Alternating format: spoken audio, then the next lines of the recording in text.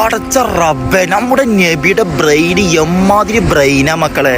ഒരിക്കലും പ്രവാചകന്റെ അടുത്ത് വന്നിട്ട് ഒരാൾ പറയണേ, നബിയെ ഞാൻ ഒരുപാട് തെറ്റ് ചെയ്യും, കള്ളു കുടിക്കും, വ്യഭിചരിക്കും, കളവ് പറയും, പക്ഷെ മുഴുവനായിട്ടും ഒറ്റയടിക്ക് എനിക്ക് ഒഴിവാക്കാൻ കഴിയൂല, ഓരോന്നായിട്ട് ഞാൻ ഒഴിവാക്കുക. അങ്ങനെയാണെങ്കിൽ ഞാൻ ആദ്യം ഏത് ഒഴിവാക്കണ്ടെന്ന് ഈ ആള് നബിനോട് ചോദിച്ചപ്പോൾ നബി പറഞ്ഞു കൊടുക്കുകയാണേ, ഇന്ന ഇജ് ആദ്യം കളവ് പറയാന്നുള്ള ശീലം ഒഴിവാക്ക് എന്ന് പറഞ്ഞു. ഇയാളാകെ അന്തം വിട്ടു.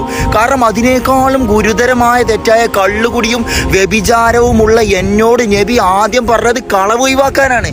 ഏതായാലും അയാൾ ആ സദസ്സിന്ന് പോയി. പിറ്റേ ദിവസം കള്ള് ഷാപ്പിലെത്തി അയാൾ ഇങ്ങനെ ചിന്തിക്കുകയാണ്, ഞാൻ ഇന്ന് കള്ള് കുടിച്ചാൽ നാളെ നബിയുടെ സദസ്സ് പോകുമ്പോൾ നബി എന്നോട് ചോദിക്കൂലേ ഇജ് ഇന്നലെ കള്ള് കുടിച്ചോന്ന്.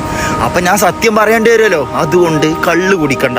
പിന്നെ ഇങ്ങനെ പോയപ്പോൾ ഒരു സുന്ദരിയായ പെണ്ണ്, അയാൾക്കൊന്ന് വ്യഭിചരിക്കാൻ പൂതിയായി. അപ്പോൾ അയാൾ ഇങ്ങനെ ചിന്തിക്കുകയാണ്, നാളെ ഇപ്പം നബിയുടെ സദസ്സ് പോയാൽ നബി എന്നോട്